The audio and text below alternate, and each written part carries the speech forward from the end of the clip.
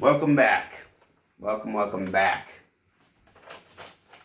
Shooting out with a rebel yell south of the Mason Dixon, Town, 36.152 degrees north, 80.3622 west. That's my coast to coast introduction. This is chapter 4, emotional intelligence. And when I first gave the definition, my mom wanted me to touch base on it more, and I was like, I define emotional intelligence as consciousness's capacity to understand through feelings of manifesting a higher scope of education. And she's like, well, what does that mean? I'm like, really? I don't know. Half this book was channeled, to be honest, so these videos help exploring those topics a little further. So looking up the definitions of emotion, you come up with a natural, instinctive state of mind deriving from one's circumstances, mood, or relationship with others. The second definition was instinctive or intuitive feeling as distinguished from reasoning or knowledge. And then what is intelligence? The ability to acquire and apply knowledge and skills. So when we look at these definitions off the bat, you can look right here and see that there's not equal sign because it's distinguished. It's not on the same level per se. And I think we need to learn to try and break that old learning, let it go.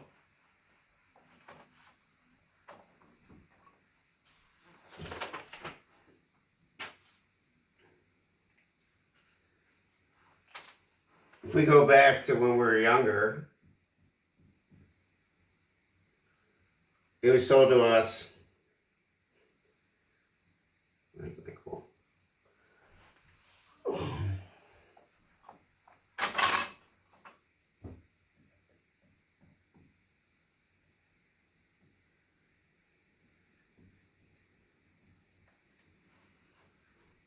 It was told to us that women had intuition. They had a feeling they would know somebody. As a man, I wasn't privy to that. But this was so strong, this women's intuition was so strong, it would override logic and reasoning.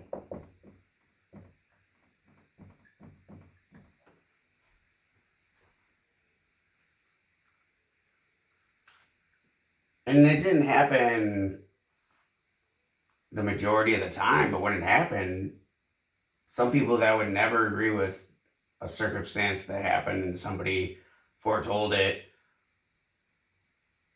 it would be brushed off. It wouldn't register in those, 70,000 thoughts a day. So it's like, how can you live in a state where these feel like logic feels like a rival to emotion?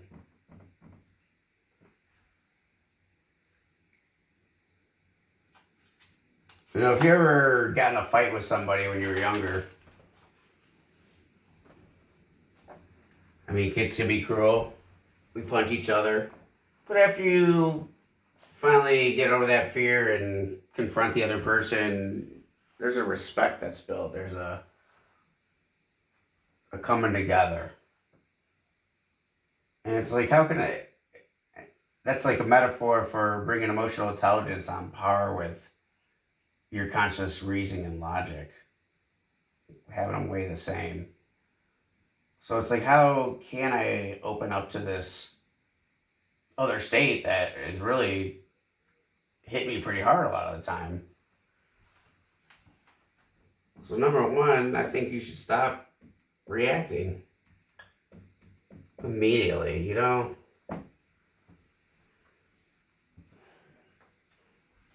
Somebody did something, said something, blah, blah, blah.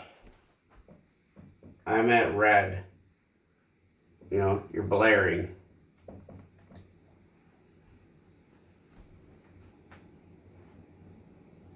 And it's like, can we get to the point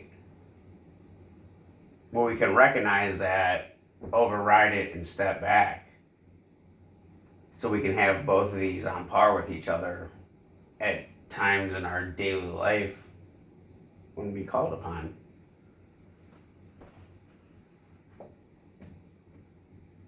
So, what's your first thought at that moment?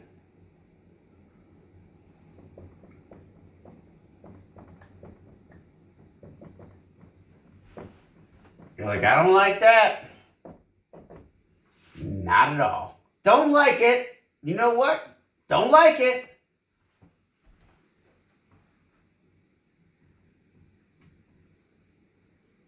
Second thought should be, man,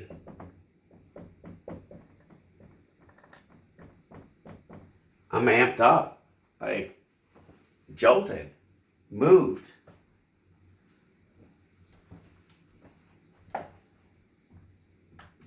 Third thought, I don't want to live there.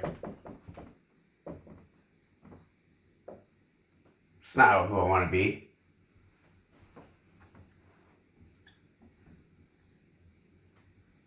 Fourth thought,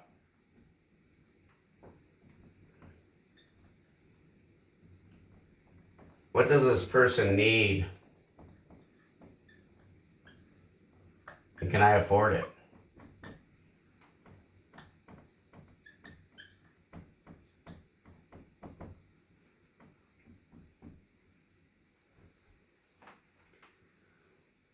Fifth thought, if I let them win, agree with them,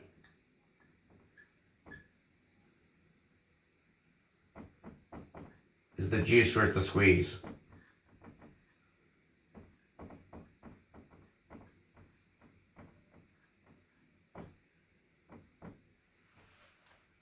And most times it is. If I could stop reacting immediately when something has got me red and blaring, and the first thought I have is I acknowledge, I don't like that. Man, it's amping me up. But that's not where I want to live.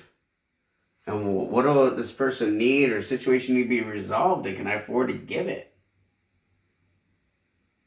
And if I let them win, like, am I a loser per se? Or is the juice worth the squeeze on this? Do I have the emotional intelligence to let that happen? Like a win-win in real estate.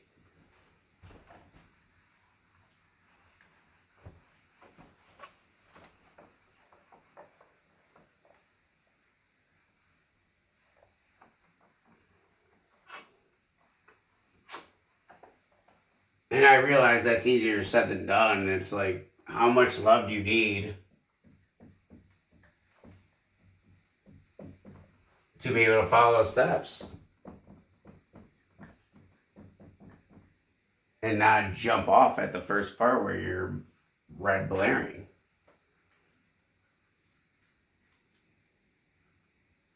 So, if we look at just like the scientific method of this 3D living, first, we can thank our heart.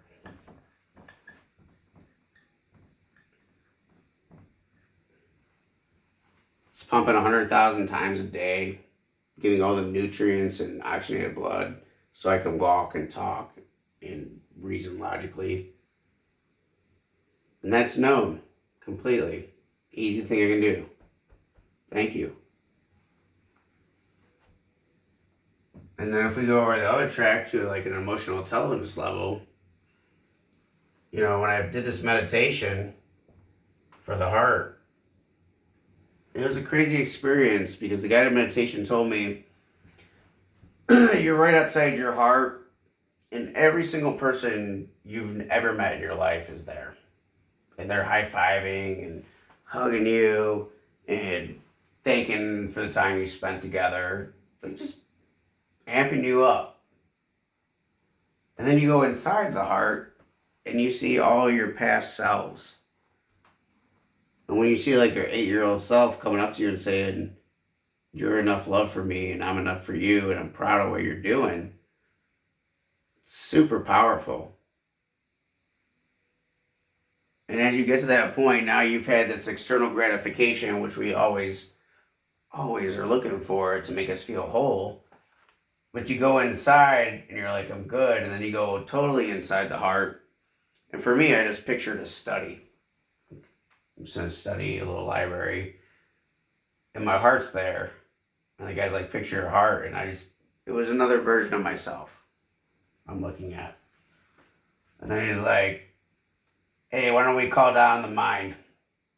Dude takes the elevator, steps off, another version of myself. Right? And we're both there together.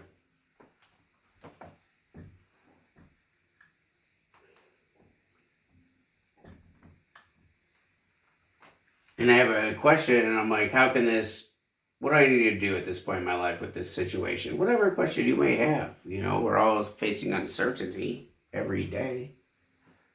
But when you got both working together, that's like getting two ships in Galaga. You get that first one taken out, comes back, now I'm blasting off, and I'm about to get a high score of 100K. So it's really important to understand that this thing is on par, this emotional intelligence is on par with anything I ever read out of a book or learned from a video or personal life experience. A feeling and knowing they're equal. But I seldom do I live there on a top mind awareness, last video, of that.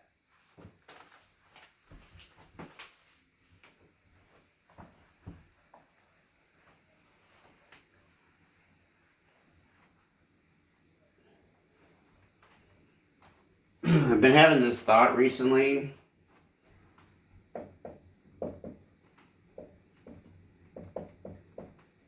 Did anyone ever, when you were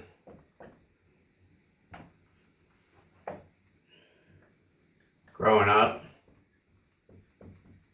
or as an adult,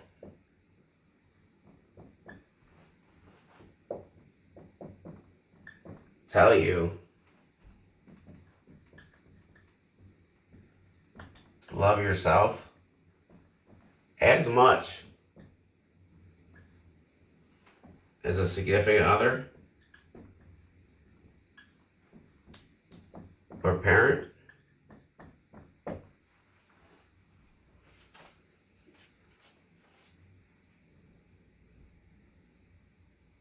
It's really an interesting thought. It was never occurred to me. You need to go to such and such, they're sick. You need to go do this for somebody. But there's never a time in the day they were told, like, "Hey, let's just take 10 minutes and why don't you thank yourself for how much you love yourself? Like, how good you're doing. Like, chalk your wins up and, yeah, I've been writing them down, or but just say them out loud, or instead of those other thoughts, we're talking about the early chapters about its importance and harnessing it. Now I'm coming down to this other animal of emotion, and to harness that emotion, I'm not telling myself I love myself enough. So how will I ever be able to discover it if I can't even see myself? I'll never be able to see it in you.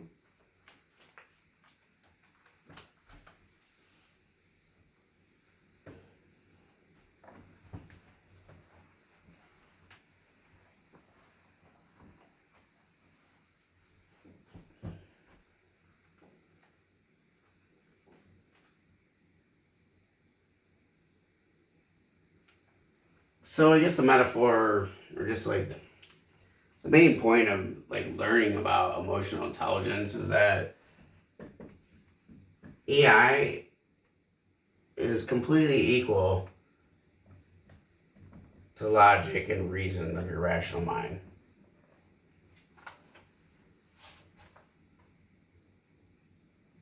And just to recognize, be aware of that you can live there if you want to choose to. Like, here's a good metaphor. The movie The Fighter with Marky Mark, Christian Bale. And Christian, his character's Dickie. I knocked Sugar Ray down. And he's addicted to crack. And then his other trainer is Mickey. Mickey and Dickie. So he's got these two. You got like an angel and a demon. It's almost just like the same story of purpose to mission. Emotional intelligence and logic. When he finally won that fight and he took the advice, Dickie was in jail, and he's like, you need to body him. You need to body him, body him, body him. He's weak in the body. And the family got all upset because Dickie was banned from training. He goes, well, I needed him and I need you. I need both of you to work together. So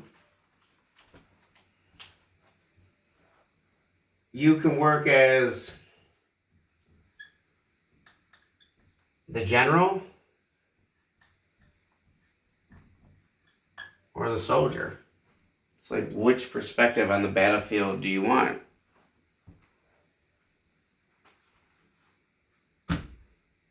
I hope that's making sense. Emotional intelligence is a tough topic.